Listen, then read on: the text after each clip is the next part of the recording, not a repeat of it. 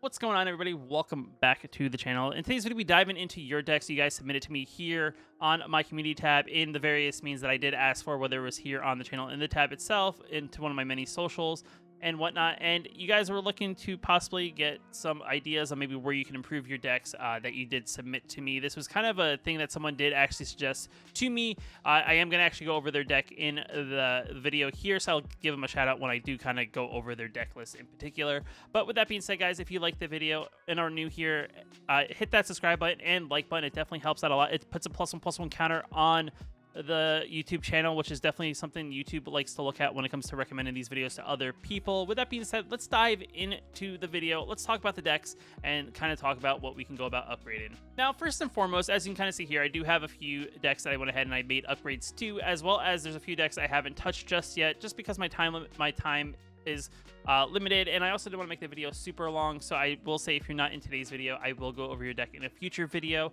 Also, anything I give you feedback wise is just more so like, these are things I think you could tweak. It's not anything saying that your deck is bad. It's just more so me looking in ways to improve the deck overall. Now, into the first deck. This is an interesting deck. This is a deck that plays a Lutri companion. Essentially, Lutri is a companion that his companion restriction is that we can only play non-land cards with different names. So we do have to play 40-ish cards with various names outside of the land cards. So it definitely makes a deck like this very interesting to kind of play test and kind of figure out where the areas that it could improve.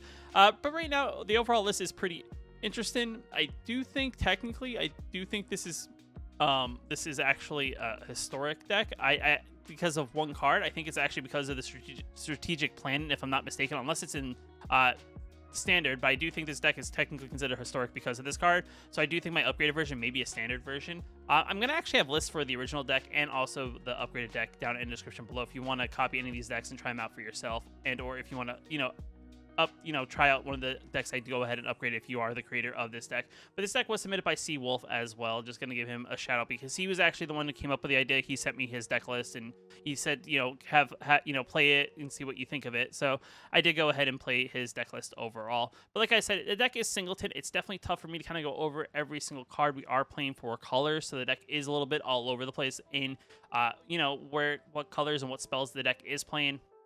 This is because due in part of the singleton style of the deck, so it makes it a little bit tougher to get some powerful cards and get multiple copies of various cards, or cards that do the same sort of effect. So we do have a decent top end of the deck, which I'll talk about because there's only like 6-ish cards. 7 if you count Valky. He's hidden in the 2 drops because he's counted as the creature, not the planeswalker. But we've created Outburst as kind of like a 5 damage to any target. Look at top 5 cards of our library, put one of them into our hand, the rest on the bottom of our library in any random order, which is kind of like a big top end spell. Do big 5 damage to something at instant speed, or in the early game we can always discard it, make a treasure token, which then we can use to create mana of any one color, which is definitely very beneficial. Then we also have Kiora Best the Sea God, another interesting enchantment here. Create an 8/8 blue Kraken creature token with hexproof. On chapter 2, we tap all non-land permanents and opponent controls. They don't untap during their untap step. And then on the 3rd turn, we gain control of target permanent and we untap it. So definitely very interesting, good card there if we can definitely get to that 8-drop slot. Allward's Epiphany, because why not? Let's take some extra turns, create some birds in the process. We, in the early game, can foretell it, put it in our foretell zone, which gives it kind of like that protection if our opponent tries to, target our hand with a discard spell. And then we also have Professor Oryx, another new card from Strixhaven. Has a Magecraft ability, which is our deck is playing a lot of not instants and sorcery, so we're definitely going to trigger the Magecraft quite often. And then we can either pay the +1, we can lose 1 life, like top 3 cards of our library, put one of them into our hand, the rest in the bottom of our library in any order. We can -3, each opponent sacrifices a creature with the greatest power among creatures that player controls. And if we get to the -8, each opponent may discard a card. If they don't, they lose 3 life. Repeat this process 6 more times. So essentially, it's a way to kind of finish off the game if we get to the -8 if we've been damaging our opponent in the process as well.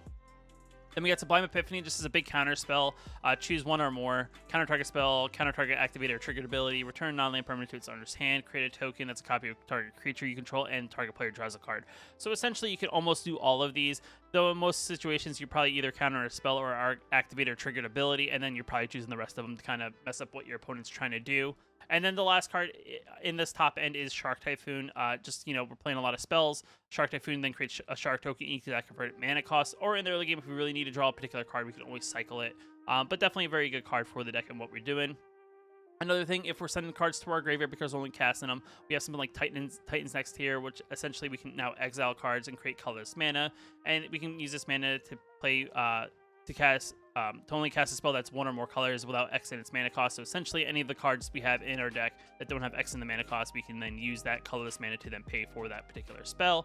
And then we also have, like I said, Valky in the the lower end of the deck because he's a 2-drop creature, or in the late game he can become that 7-drop planeswalker. But yet again, another key card. And a lot of what is in our middle of the deck is kind of to disrupt what our opponent's trying to do. We have things that destroy target creature. We have cards that help us draw. We have things that will copy spells like Seagate Stormcaller, which it copies target spell with a converted cost 2 or less. If we kick it, it'll copy an even bigger spell for a lot of mana. Though it's interesting in that sense because our deck it can get a lot of mana pretty quickly. But the only problem with this deck is that sometimes because it's a one-off, sometimes we don't always draw the mana ramp that we do need to probably get a decent kicked Seagate Stormcaller. But if we need multiple removals, we could always kick like a Bone Crusher Giant. We could always kick something like a Brazen Borrower effect, Divide by Zero effect, Opt effect, Blood Chief's Thirst effect. So we do have things that we can definitely double cast with the Seagate Stormcaller in this lower end of the deck. And like I said, the deck is interesting in what it's trying to do. If you do try it out yourself, it is a singleton deck. It may take a couple times, to kind of get a hang of what you're trying to do exactly with the deck because, you draw only a single copy, so it's definitely tough to guess what you're going to draw next. But overall, fun deck, and I kind of went ahead and I made some tweaks to it to kind of give it a little bit of an upgrade with some cards I think it is missing. I don't know if it's because of a lack of rare mythic wild cards, but I did add a few more key rare mythic wild cards. The other thing I forgot to mention, the deck does play the World Tree, and I do think this is actually one of those things. It's just so that our lands produce mana of any one color, as our deck doesn't consist of any god cards really in them, so we're not really going to sacrifice it and get X amount of god cards out on the battlefield in one big swoop. I think it's just as one way to kind of filter our mana so that we can definitely make sure we cast any spell regardless of whatever lands are out on the battlefield. So that is one other thing. So let's go into the upgraded version of the deck and let's kind of talk about a few of the things I did change. So alright, so the deck overall looks pretty similar to what was already in the deck. I've added a couple other key cards just because if we are playing this in best of one, I figured we need a little bit more in the way to kind of slow down the aggressive decks that are currently in the format. So I actually went ahead and I actually added in Extinction Event, which is one key card because, we choose odd or even, exile cards will convert my cost of the chosen quality. I also added in Shadow's Verdict because, yet again, a lot of aggressive decks in a best of one format might as well get them out with, convert my cost 3 or less, and also from the graveyard, so in case our opponent has ways of getting them back. This is another key card that will get rid of that. I added Magma Opus. This is a decent top-end mythic card for the style of deck. If we can cast this multiple times, it's going to do 4 damage about it as we choose among any number of targets. Then we tap 2 target permanents and create a 4/4 blue and red elemental creature, and we draw 2 cards. So if we get here and we may have copied it with like a Double Vision or one of our other copy spells, definitely going to be a good card that's going to get some decent value, just an overall big value effect out of the deck. To kind of correspond with like something like a Creative Outburst. Seagate Restoration, I don't know if I actually had this in the first time, but might as well be able to dig a little bit deeper. We have no maximum hand size, so we can just have a handful of all of these various spells. I kind of kept everything else in this top end for the most part. I added 1 Quandrix Cultivator just as another way to kind of ramp a little bit, to kind of go into that 4-drop slot, to kind of fill up that. Other than that, nothing really too crazy. I added 1 Dryad to kind of correspond with our World Trees in case we don't draw the 1 World Tree. I added in the Dryad just as a way to that, 1, we can play an additional land on each of our turns, and lands we control our basic land types in addition to every basic land type in addition to the other types, so it makes even our non-basic lands into land types of any color. So that's just another good card there. Other than that, I really didn't change too much because this is one of those decks that's just one of those fun decks, ones of everything. Just kind of, you're not sure what you're going to draw and what you're going to draw into as the game progresses, but just overall big old fun deck that's going to be copying some spells, kind of disrupting what your opponent's doing and annoying your opponent because you're literally playing 1 copy of any single spell. So definitely a fun deck to try out if this is something you're into or haven't really tried before but want to kind of try it for yourself. Now this next deck is actually an interesting deck. This is by Iwreck, and his deck is kind of like based around Nico Eris, which essentially is a planeswalker that came out with Call Time. And it's a deck that when it enters the battlefield, we create X shard tokens. And these shard tokens, as you can see here, we can pay 2, sacrifice it, sacrifice this enchantment, we scry 1, and then we draw a card. So just a decent way to kind of put some artifacts on the battlefield that then create shards, which therefore allow us to draw cards. And then he has 3 abilities, which is one is a +1 up to 1 target creature we control can't be blocked this turn, and when that creature deals damage this turn, it return it to its owner's hand. So a decent way to kind of get maybe a double trigger on some, enter the battlefield effects. So if you want to recast a creature to get its enter the battlefield effect a second time, definitely good on the +1. -1 here, we can deal 2 damage to target tapped creature for each card we've drawn this turn. So this is where the shards come in handy, because every time we draw that additional card, we're going to get additional 2 damage. And then -1 as well, we can create our own shards. And then when he comes into the battlefield, that X cost we can pay if we have open mana, and we can create X shard tokens as he comes into the battlefield. So just a decent planeswalker that has a unique effect, and it kind of corresponds with some of the cards we do have in the deck overall as a whole to begin with. The first card I think that corresponds pretty well with this is actually Archons of Sun's Grace, because it has a constellation ability that whenever an enchantment enters the battlefield under our control, create a 2/2 white Pegasus creature token with flying.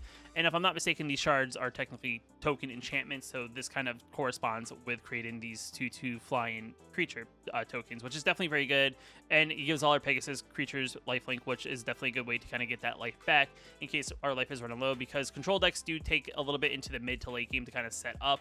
And then we do play a full fist of other spells for this deck. You have All Seas of Light Bounty, which is an interesting card here because it makes target creature or enchantment we control gain protection of a particular color of our choice until end of turn. Interesting card choice for this kind of like mid-range-y, kind of control-y, kind of like rampy kind of deck on what's trying to happen. Birth of Meletis for a little bit of that digging into our deck to find that plains, create a 0/4 wall, gain some life, kind of slow down maybe the more aggressive decks. Depart the Realm, a decent bounce spell that we can also foretell. So if we want to get rid of a key, not only a permanent, back to our opponent's hands, we can always foretell it in the early game, play it for in the late game for the 1 blue mana. Omen of the Sea, we just have 1 copy of, which is definitely interesting. And, the one thing I would say, this is probably a card that, in turn 2, I know it's probably because you're trying to keep in that 60 card limit. This is probably something I would play more copies of. As a card that you can have multiple copies out on the battlefield, I do think the Scry 2 and then draw a card is a very strong card to have multiple copies of. And, it kind of corresponds yet again with Archons of Sun's Grace. There's another enchantment that we can put on the battlefield to create a Pegasus token, so might as well have as many ways to create Pegasuses. Or Pegasi? I don't really know. Nico Defies Destiny. It's an interesting saga that we gain 2 life for each foretold card we own. We do have some foretell cards in Depart the Realm. We have Starnheim Unleashed. We have Doomscar. We also have Alrund's Epiphany. So we do have a decent handful of possible foretell cards. So in the late game, if we get this, it's definitely going to gain us maybe a decent amount of life in that process. Chapter 2, we get a blue and white. We spend this mana only to foretell cards and or cast spells that have foretell.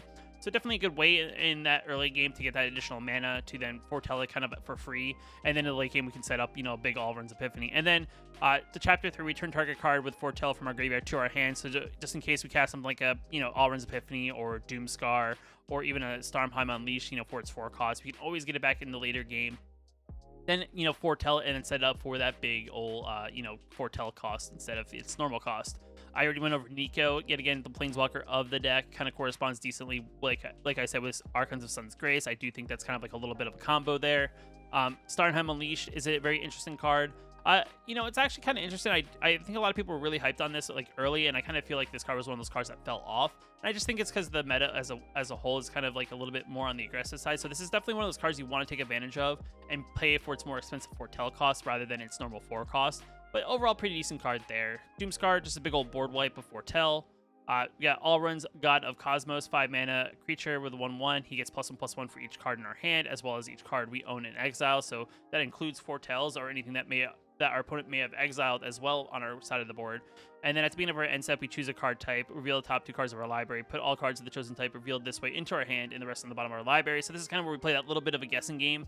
And then we guess, enchantment, creature, Planeswalker, so on and so forth to try to figure out, to hopefully get that 1 additional card into our hand. Alrund's Epiphany, because like I said in the previous deck, might as well create some birds, get a +1/+, get an extra turn. Why not? Always a good card. And Cure, Best of Sea God, pretty decent enchantment. Big old top heavy, 8/8 Kraken with hexproof that, it's hard for our opponent to remove without some sort of board removal. And then the whole tap your opponent's non-land permanents. They don't untap during their next untap step, and gaining control of another permanent opponent controls and untapping it is also very good.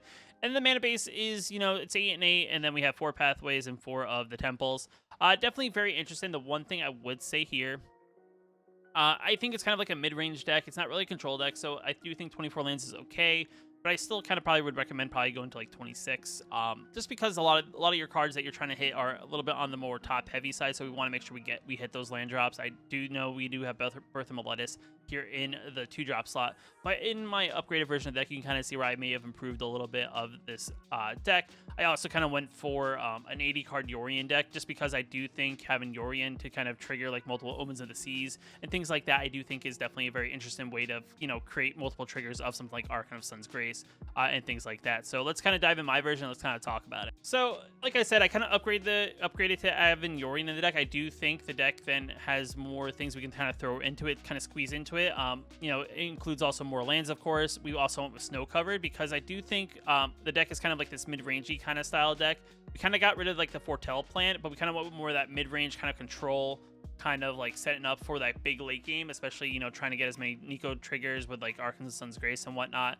We went with Snowlands because one key card that's awesome for blue decks, I think, is Graven Lore, just because we scry X and we're X's amount of snow spent to cast a spell, and then we draw 3 cards. So definitely a good way to kind of set up, look for answers if we really need an answer. Because we're playing a little bit more of that control game, maybe Field of Ruin to kind of get rid of maybe your opponent's lands that may be able to attack, or if they're missing like a particular color and they may only have the dual lands, we can always get rid of their color land that may produce that other color they're lacking a little bit of, which is definitely very good. And then we get to also search our library for a basic land card, put on the battlefield, so definitely very good. Fabled Passage to help filter our mana a little bit, but we're also kind of, like I said, we're playing pretty much the same amount of lands. We're playing Temple of Enlightenment, we're playing Pathway, but we also add in Glacial Flood Plan just because we are playing Snowlands because of the Graven Lore. Other than that, the deck is pretty similar. We added in Glass Casket for that little bit of that early, slowdown removal kind of thing. Omen of the Sea, we went up to 4 copies. Test of Talents is an interesting card I do think is pretty good from Strixhaven. This is definitely good against those decks that play something like, Sultai Ultimatum, for example, is definitely good. This card can hit a lot of those, hit their Ultimatum, which is definitely good. And then we can exile all their copies of Ultimatums, and then they have to physically cast the cards, which is definitely puts them behind a little bit. We also have Maze My Tome, because it's also pretty good. In the early game, if we don't have mana open, we can always tap it to scry to kind of, fix the top card of our library if we're looking for an answer. If we have mana open, we can always tap it, draw a card, and then if there are 4 more counters on it, we get to actually exile it and gain 4 life. Definitely good there. Banish and Light, just a good spot removal. This definitely just a good old, spot removal, just like Glass Casket. Might as well have some copies there. Divide by 0, interesting card here. It's a bounce spell / bounce spell. So we can actually bounce a particular spell our opponent's playing, as well as the permanent they also may have on the battlefield. And of course, we can then learn, which then we go into their learn board, which I just realized I didn't create. But, it's something that I can just throw together real quick. Things like, I'll throw it together and we'll kind of go over it when we go over it. Nico is still here. Saw it coming, we added just because it's a pretty decent foretell counter spell kind of thing for the style of deck. Archon of Sun's Grace, we kind of cut down a couple copies of it just because we are kind of going for that little bit. I kind of went with that little bit more of that control game. We added in Shadow of the Sky. We also have Doom Scars kind of split in there just to kind of, have 2 different variations. Have a 4-drop that just is a 4-drop removal spell, as well as having a spell that we can foretell and then play for 3 later, or we can play for 5 outright. Graven Lore, like I said, it's a card that's going to definitely dig a little bit here, and then also draw us a bunch of cards. Shark Typhoon, we up the counters here to 4. We added in Dream Trawler as another interesting card here, just kind of give us that little bit flying over with a little bit of lifelink. We can discard a card, give it hexproof, and then it gets +1/+0 every time we draw a card. So we definitely have some decent ways to get this there.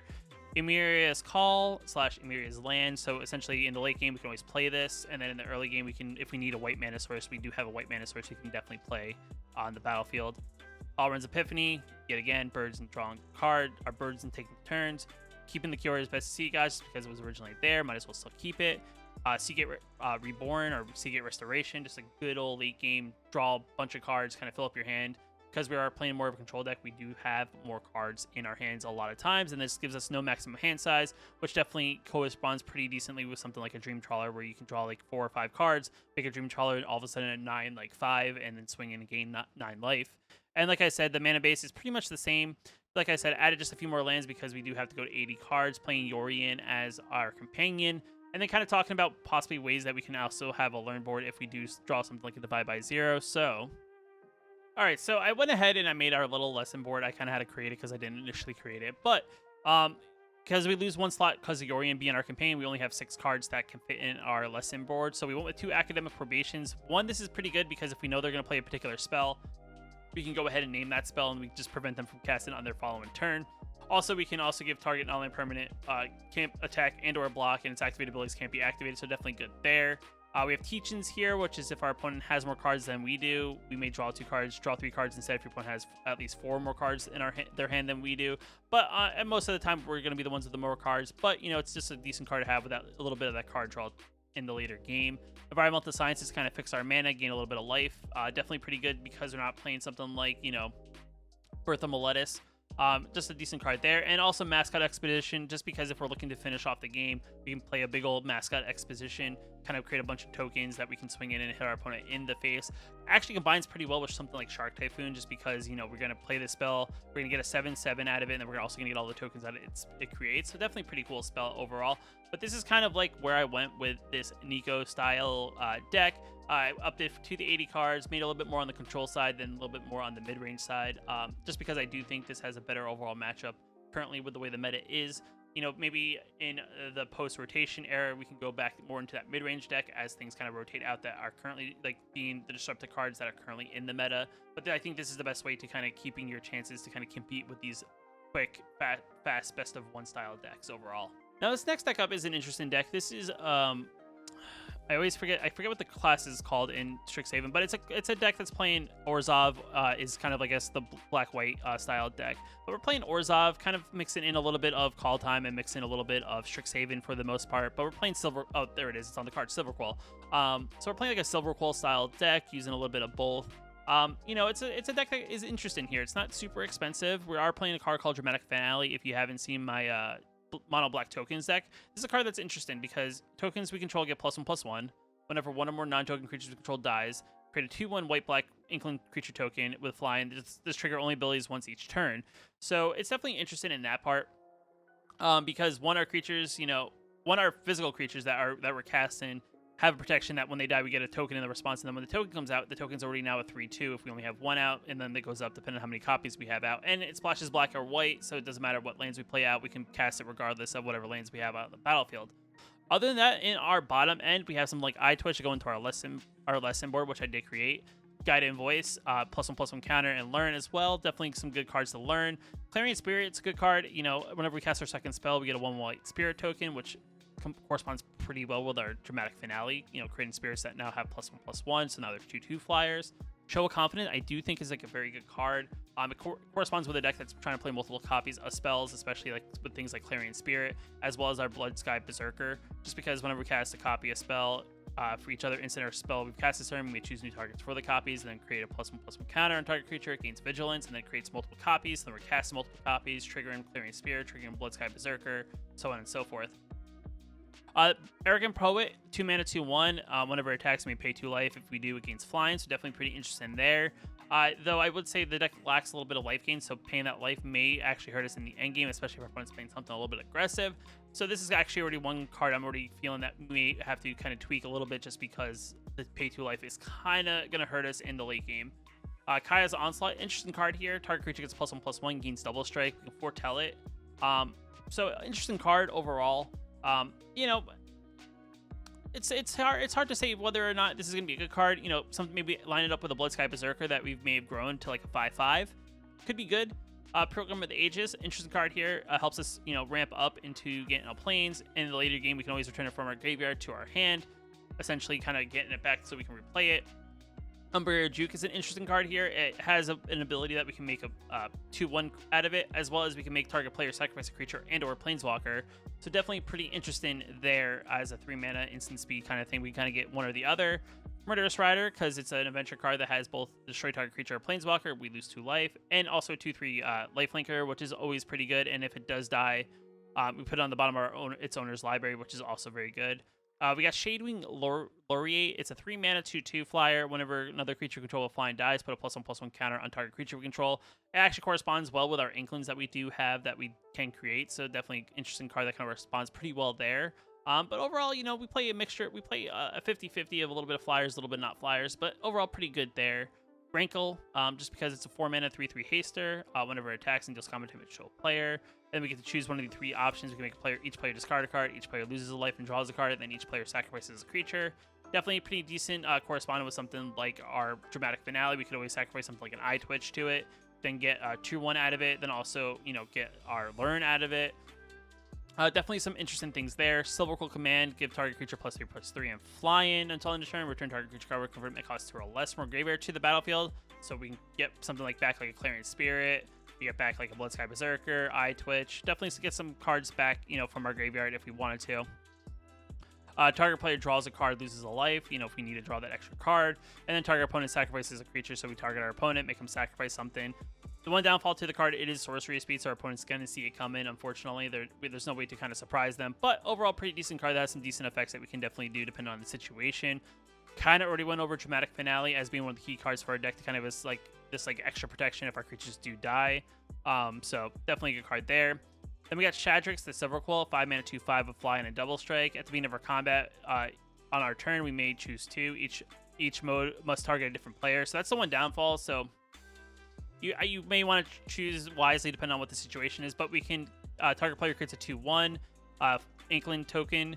Target player draws a card and loses life, and target player puts a +1/+1 counter on each creature they control. So I would say, depending on the situation, something like a target player puts a +1/+1 counter on each creature. You could choose your opponent if they have no creatures on the battlefield. If your opponent's starting to get low on the life, you maybe make them draw a card and then they lose a life in the process. Or if you have something like, let's just say your opponent may not have anything, but you give them the token, but you have a decently wide board, you give everything you want, +1/+1, you give them the 2/1, makes it awkward for them to block, but, it's one of those things you have to choose both in order to get the effect. But it's also a May ability, so you don't actually have to choose if you don't want to. You can always decline the option, but if you do decide to take the option, you have to choose 2. You can't just choose 1 for yourself and not give anything to your opponent. Then the mana base is pretty straightforward. 24 lands, 10 and 10, 1 of the Scoured Bands, 2 of the Campuses, and 1 Temple of Silence. Overall, pretty decent deck. Silverquill, I think, is in a weird spot, just even from playing it in Limited. I do think it's not as aggressive as some of the other colors that came out of Strixhaven, but it's definitely interesting in what cards there are that combine with some of the other cards that are from the other sets. Definitely very interested in what this deck can do. To kind of go over the lesson board overall, we have some Inkling Summons, Expanded Anatomies, and 1 Mascot Expedition. Definitely interesting here. I'm always about the sciences, just being able to search our deck for, basic land of any color that we may need an additional copy of is definitely very good. Just because we do play 2 colors, it's definitely a good card to have in our pocket, as well as maybe looking at some of the removals that, these colors have. Definitely another good way. So when we talk about the upgraded version, I'll kind of show you my new lesson board as well. All right, so I mean, the deck hasn't really changed too much. So overall, the deck is pretty much still the same. I may have tweaked a couple different things. I went with 1 additional copy each of these. I just think these are cards you want to definitely draw, especially in the early game. Something like Eye Twitch getting out on turn 1 is definitely very good, setting up your later game learn that you're going to get. Definitely good there. Guiding Voice is definitely good, very good to put a +1/+1 counter on target creature. It's a cheap spell that we want to draw, so when we have something like a Clarion Spirit or something like a Bloodsky Berserker, we want to draw this as we play multiple spells to kind of get that additional spell trigger. Clarion Spirit, we went up to 4 copies. Bloodsky Berserker, 4 copies, just because these cards' effects are very good. And being able to put something like a 2 +1/+1 counters on this and give it Menace until end of turn is definitely something we want to hit. 1 additional copies of Show of Confidence. Yet again, another spell that works very well with our deck. It's a cheap spell that will create multiple copies as long as we cast other things. Kaya's Onslaught, just 1 additional copy. 1 to 2. It's an awkward card, I feel like, but in the late game situation, we may want to get that double strike on maybe something our opponent can't block, like a unblocked Bloodsky Berserker, get that additional +1/+1 and double strike to maybe finish them off. Murderous Rider, we went to 3 copies. I got rid of a couple. I think I got rid of a couple of the 3-drop slots, but having 3 copies is definitely very good. Just a decent spot removal spell, as well as a creature in the later game. Still kept the 2 Silverquill commands. Went up to 4 copies of Dramatic Finale, just because it's a great card that we definitely want to draw, because it gives a lot of our creatures in general protection in a way. So if they do die, we still get a token out of them. But given our non-token creatures, +1/+1 is definitely very good. I added in Closing Statement. It's an interesting spell / removal, and I figure because we're playing the Orzhov colors, it's definitely pretty interesting as well. Costs 2 less during our end step, but we can destroy target creature or planeswalker we don't control, and we get to put a +1/+1 counter on target creature control. So definitely another interesting card. This is a spot removal. I know it's kind of expensive if we're not playing at the end of our turn, but might as well have one that can destroy target creature or planeswalker, give us +1/+1 counter in the process. And then 2 Silverquills, Shandrix Silverquills. Kept it at 2 just because, it's another card that we may want to hit. It's kind of on the expensive side because our deck is mostly on the cheaper side, 4 or less. And then we kept that at 24 lands. We went with 10 plains, 10 swamps, and 10 the pathways. Yet again, went with the pathways because this is a deck that we want to be a little bit aggressive with, because we want to set up that early game, get a lot of our second spell triggers going. So having any tap lanes is going to set us back. But overall, pretty decent spread of mana. In the sideboard, we actually added an Academic Probation. If it's one of those spells that we can make a creature that our opponent controls not attack or block or activate its abilities, and we can make them stop from playing a particular spell that may actually hurt us in the following turn. Environmental Sciences, because might as well have a way to search for a particular color we're lacking. Necrotic Fumes, another thing, like I said, we can exile a creature we control, exile target creature or planeswalker, just another good old spot removal. That's exile effect. Inkling Summoning, just a way to create a 2/1 black Inkling creature token if we need some threats in the air. Expanded Anatomy, I kept 1 copy because I do think it's one of those cards. It's pretty decent, but it's not something maybe we want to get a bunch of copies of. But having 1 copy is pretty good. It gives it +2/+1/+1 counters and vigilance. Confront the Past is interesting here. I know I don't play any planeswalkers, but being able to it's just one of those things. If you do play against maybe a control deck and they're playing planeswalkers, having the ability to remove twice X loyalty from target planeswalker and opponent controls could be pretty good. If they're playing something like playing something like a Professor Oryx, for example, maybe you want to get rid of it. I don't really know. It's just a decent card that I thought maybe to try out just as like a sideboard card anyway, in a particular situation. And I kept the 1 Mascot Expedition just because it synergizes very well with our token generator as well. But overall, pretty interesting little bit of a lesson board that has a little bit of everything depending on the situation. But overall, pretty decent deck.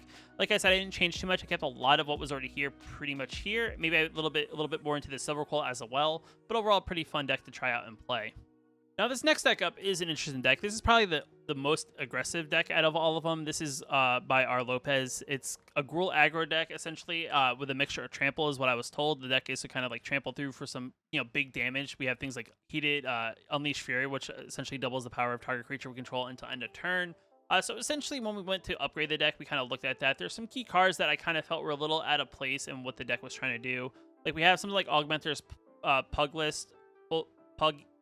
Pugilist, or whatever it is. It's a 3 mana 3/3 with trample, and then if we have 8 or more lands, it has +5/+5, so essentially becomes an 8/8 trampler, which is definitely very good. It's just, it takes a lot for us to get to that 8 mana, so in the early game it's only a 3/3 with trample, so nothing super special. And then the reverse side of it, we can't actually cast because we don't play any blue. So this is kind of one of those cards that's kind of like, the one side's pretty good, but it just doesn't fit into the archetype we're trying to play unless we actually splash the blue to play the other side, but we're not. So unfortunately, this is one of those cards I did go ahead and cut just because it's good, but it just doesn't work if we're only playing 2 colors. Cultivate, just kind of ramp. We have Shatter Skull Charger, another interesting card from Zendikar that I thought was going to be, seen everywhere just because it's a pretty decent card. It's a 4/3 mana, has trample and haste, so, it can get through for some damage, especially in the early game. If it was kicked, it enters the battlefield with 2/+1/+1 counters on it, which is definitely very good, so it becomes a 6/4, or 6/5. And at the beginning of our end step, if it wasn't kicked, it doesn't have any +1/+1 counters on it, we have to return it to our hand. So the only thing we can really do to prevent it from being returned is Snakes can veil it even if our opponent doesn't do anything to it. We can give it, the +1/+1 counters and hexproof. But unfortunately, it's one of those interesting cards that it's very awkward in the early game if we're just playing a creature to only have it bounce back to our hand, to only have to replay it later. So it's kind of like very awkward in that sense. So it's kind of like one of those things I also went ahead and kind of removed. It could be good in the future, maybe post-rotation, but currently I feel like it's a little bit awkward because we're not ramping to 5 mana to then be able to play it for its kick cost, very effectively. Heated Bait's very interesting here. I do think this is going to be one of those removals that you're going to see everywhere post-rotation. It's a 3 mana, can't be counter target removal spell that deals 4 damage to target creature or player, so pretty good there. 1 copy Bone Crusher Giant. I'm gonna say this is probably because comes in one of the starter decks, so the 1 copy is pretty good as a spot removal for 2 damage or big ol' 4/3. Snakeskin Veil, I already kind of talked about it. Puts a +1/+1 counter on a target creature. It gains hexproof on the turn, so if our opponent tries to target a creature with a removal in any sort of way, we can always target it, give it hexproof, so they can't actually target it with any sort of spell. Unleash Fury just to make our creatures big and smash face. Scarlet Colony is another one of these interesting, like, if we have 8 or more lands, it gets an additional effect. It also has reach, so it's definitely good to protect us against blockers. Though the only problem is it takes us a while, especially on turn 2. We're not going to get to turn 8 very soon. And then by turn 8, if we're going to play a 2/2, that's possibly a 4/4. That's all it is a 4/4 with reach. It's kind of like, meh? I don't really know. It's okay in drafts, and it kind of feels a little bit meh currently with the way the format is. It kind of just gets, bolted or shocked or whatever to get removed in the early game. So it's kind of like, One of those things I don't think it does enough. I know it's a common, but I do think it's one of those things that's kind of like not very good. It doesn't have trample either, so it doesn't really fit in that archetype either. But I do understand that if you are going to be by flyers, it's definitely good to have a reach creature that can kind of like smack a flyer out of the air. Interesting card here. We have Brush Pile Elemental. It's going to be a cool, aggressive card that I think is definitely going to see a lot of play of post-rotation just because it's a 2-mana 1/1 haster, but it can't be blocked by creatures of power 2 or less, so they can't just throw a 1/1 token or a wall in front of it. And then whenever we play a land under our control, it actually gains +2/+2. So the one trick I do see, I think the deck kind of has, is you can kind of play this on turn 2, and then turn 3 play something like a Cultivate, which essentially you're going to play the turn 3 land, and you're going to play the land that's from the Cultivate, so this then gets +4/+4. So then our Brush Fire Elemental becomes a 5/5, and then swings it for 5, probably unblockable, because our opponent probably doesn't have a creature that's probably strong enough, unless they play like their own Bone Crusher Giant on turn 3, or like a Love Shark Beast. But overall, you know, it's definitely a good way to kind of ramp up. Definitely aggressive card. Definitely very good. I know it doesn't have trample, but it's definitely a very aggressive card that makes it very hard and problematic for our opponent to have to block. They'll have to directly remove it if they can't really have a creature get in the way and kind of throw themselves in front of it. I kind of already went over the whole 3-drop slot. I don't know really why I started in the middle. We have Migratory Greathorn, just another interesting card here. We can mutate it. You know, whenever a creature mutates, we search our library for a basic land card, put it on the battlefield tap, then shuffle. You know, makes a lot of our smaller creatures, like something like maybe a Brushfire Elemental, maybe a Scary Colony. I don't know, maybe, you know, something like an Augmenter Puglist. Yeah, a little bit bigger. Also Shadow Skull Charger. You know, it's kind of awkward where it kind of goes. There's a couple creatures where it can go, but it's a decent card that helps ramp. Though this is kind of a card that, you know, because it's our only mutate card, it kind of feels a little bit awkward with what our deck's trying to do, but I kind of understand where you may have been going when it was creating this particular deck. But decent card that does ramp. I think it does fit in a better in a mutate thing when you're trying to take advantage of just getting all these triggers from mutates on various things that mutate. Elder Grogroth is, I think, a great card. It's definitely a tough card because unless you have some sort of protection, it's definitely a card that your opponent is going to immediately remove the minute you play it. Though it is pretty solid for a 5-mana 6/6 Vigilance Reach Trampler. And then whenever it attacks or blocks, we get to choose one of the various effects, which creates a 3/3 beast, gain 3 life, and or draw a card. So definitely a great card that's just always on defense, but also can swing in for big old damage. Definitely a key card that's definitely awesome for the deck overall. Then the mana base is, you know, it's 23 lands, which I'm on the fence on, just because I do like, you know, if you're playing a little bit more of the aggressive deck, especially trying to get to like, you know, turn 4, turn 5 to kind of play something like a Gargaroth. I know you have a little bit of ramp. I do think playing at least 24 lands, I can't do math. This is 25 lands. I think I actually just realized it's 25 lands. I can't count or do math. But I mean, it's okay. You know, maybe this is something where, you know, we play a decent balance in the initial board of about, we're a little bit more heavier on the green side than on the red side. So I do think maybe you up the green mana a little bit, just because there's a lot of things in the deck that do cost double green more than they cost double red, where there's just a charger. So I do think it's probably where you play maybe like 14 and maybe go down to actually like probably like 9, I guess, is where you would go if you want to keep it at 25.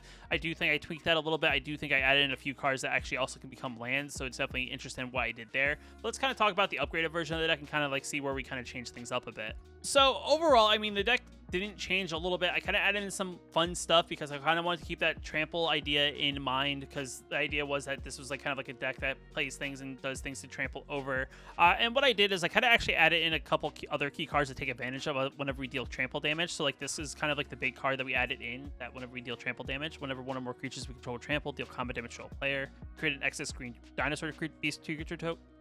Create an XX green dinosaur beast creature token with trample, whereas X is the amount of damage those creatures dealt to that player. So the idea here is whenever we attack with our big tramplers, we're going to get, you know, a pretty decent sized dinosaur beast token that our opponent now has to deal with on top of the other creatures that attacked in for damage. So definitely very interesting. Combine that with something like an Unleashed Fury. You know, we can make this like a 12/6, and then we swing in and get at least like a 6/6 out of it, if not bigger, depending on how many things our opponent decides to throw in front of it. Definitely very interesting there.